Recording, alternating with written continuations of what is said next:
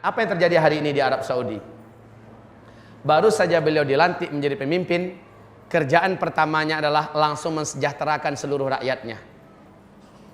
Mensejahterakan seluruh rakyatnya. Seluruh pegawai-pegawai di Arab Saudi termasuk polisi dan tentara diberi gaji 2 kali lipat dari sebelumnya.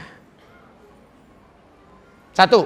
Yang kedua, beliau langsung merestrukturisasi pemerintahan yang ada. Jenderal-jenderal yang bejat, orang-orang kerajaan yang menjabat sementara akhlaknya, moralnya sangat jelek dan loyal kepada maksiat serta kepada barat, dicopot oleh beliau. Dua. Yang ketiga yang dilakukannya kaum muslimin yang kami muliakan, dia mengajak seluruh jajaran pemerintahannya jaga sholat 5 waktu tepat pada waktunya. Dan dia memberikan contoh ketika Barack Obama datang dengan istrinya untuk mengucapkan selamat, karena dia yang menggantikan Raja Abdullah. Dunia seluruhnya menyaksikan, betul tidak? Di TV, bagaimana Barack Obama dan istrinya ditinggalkan berdua, temen-menung aja berdua nih. Kemana Raja Salman dengan seluruh orang kerajaan pergi sholat? Allah Rabbul Alamin menyeru. Sementara ini adalah taghut dari barat. Ditinggalkan di situ. Kaum muslimin yang kami muliakan.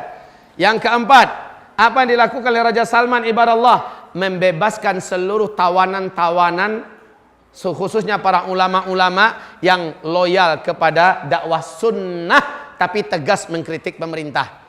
Seperti Syekh Dr. Saman Audah, Syekh Safar Hawali. Banyak masyayikh ulama-ulama dibebaskan dari penjara seluruhnya. Para mujahidin-mujahidin yang dulunya ikut berperang dan akan pergi ke Suriah, tapi di masa Abdullah kan dicekal, lalu dipenjarakan, dibebaskan seluruhnya. Subhanallah, Pak. Yang kelima yang dilakukan oleh Raja Salman adalah Menteri Agama yang dipecat oleh Raja Abdullah karena begitu kuat kepada Islam dan sangat tajam mengkritik pemerintah, dipecat. Lalu diangkat menteri baru sebagai Menteri Agama. Ketika Raja Salman yang naik, Menteri Agama yang baru dinaikkan ini dipecat oleh Raja Salman. Lalu yang lama itu dipanggil kembali dan sekarang menjadi Menteri Agama kembali. Masya Allah. Yang keberapa lagi? Yang keenam, saat Presiden Sisi datang, yang terkenal melakukan kudeta terhadap pemerintahan resmi Mursi yang terpilih secara demokratis di Mesir, ya, dan membantai serta membunuh 7.000-an orang, membakar hidup-hidup jamaah kaum muslimin atas nama Ikhwanul Muslimin, 300-an orang jamaah, Pak, di alun-alun, di tempat terbuka. Tidak ada dunia yang ribut. Amerika sok-sok ribut sedikit. Padahal dia punya makar di belakang itu untuk menggulingkan Mursi. Setelah Mursi berpidato, kita wajib bebaskan Al-Quds. Kita menuju khilafah. Ini pidato Mursi. Subhanallah. Ini menggoncangkan Yahudi, Pak. Sehingga Amerika dan lain-lainnya bergerak dengan serentak. Termasuk yang paling gelisah itu adalah Raja Abdullah. Kemudian ketika Sisi melakukan kudeta, biayanya ditanggung oleh Raja Abdullah. Ketika selesai, ketika seluruh dunia masih ternganga melihat kejadian di Mesir, Raja Abdullah lah yang paling pertama mengucapkan selamat kepada As-Sisi. Jadi maaf ini, mana dia ilmu yang diajarkan di mana-mana oleh kawan-kawan kami yang mengaku sebagai salafus soleh di Indonesia ini. Tidak boleh melakukan kudeta kepada pemerintahan resmi. Mursi itu kan pemerintahan resmi.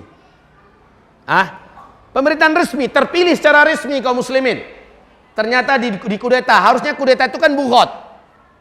Kenapa tidak diperangi? Malah ikut mengucapkan congratulations for you. Lalu apa kata Saudi mengatakan dengan gagahnya? Wahai Sisi, jangan cemas. Kalau seluruh dunia menolak kalian, maka kami menerima kalian.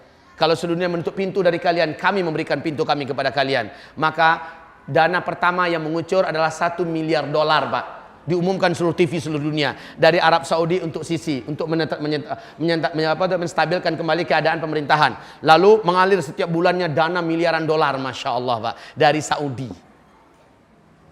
Ini terjadi pada masa Abdullah. Nah, setelah Raja Salman naik, bantuan itu diputus habis-habisnya. Tidak satu tetes pun mengalir dari Arab Saudi untuk Sisi ini. Ketika Sisi coba datang, mencoba menjilat, mencoba juga ingin mengucapkan selamat, disambut dengan dingin oleh Raja Salman.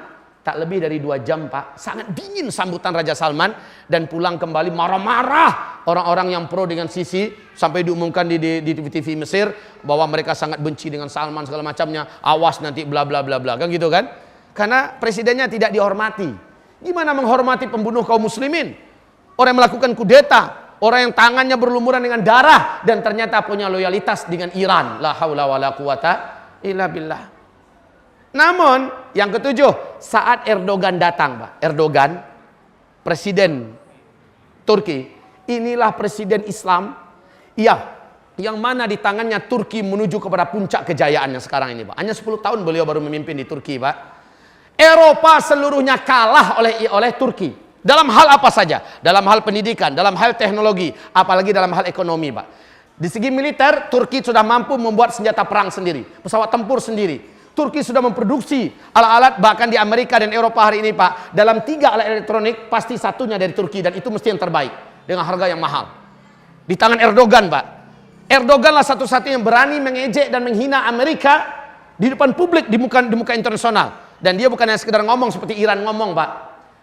Ketika orang tepuk tangan untuk Yitzhak Rabin, untuk Shimon Peres, ya. Ketika orang tepuk tangan untuk Benyamin Netanyahu, siapa yang berani lantang bicara di forum internasional ketika pertemuan seluruh dunia dengan negara maju di dunia?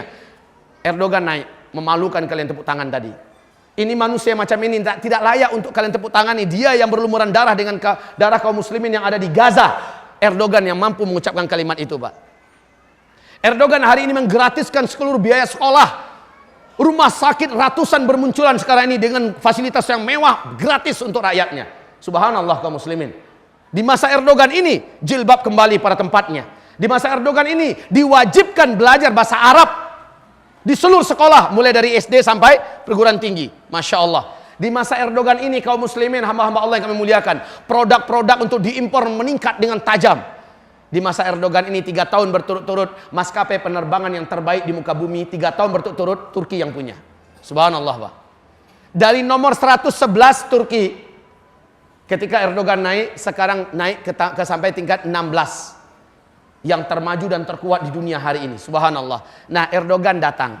Erdogan lah yang membukakan pintu untuk para mujahidin dan para bantuan sosial yang datang seluruh dunia untuk Suriah. Betul tidak?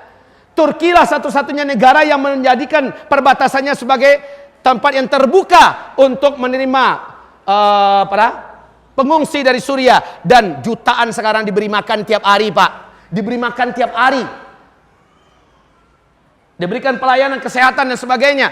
Dan siapapun mujahidin yang datang dari Eropa, dari Indonesia, dari mana datang, dipersilakan masuk lewat perbatasannya. Hanya Turki satu-satunya, beraninya luar biasa. Barat, Amerika nggak berani macam-macam. Kenapa? Turki sudah menjadi singa Eropa hari ini. Saat dia datang, disambut oleh Raja Salman dengan sangat hangat. 3 hari 3 malam mereka bersama dengan sangat indahnya. Luar biasa, Pak. 3 hari 3 malam, lalu keluar keputusan bersama bahwa semua energi, semua potensi, semua kemampuan yang ada pada Turki, yang ada pada Arab Saudi akan dikerahkan untuk menjatuhkan Bashar Assad. Allahu Akbar. Ini Raja Salman loh, Pak. Maka seluruh pejuang-pejuang yang ada di Suriah selain ISIS akan ditopang sepenuhnya. Subhanallah kaum muslimin.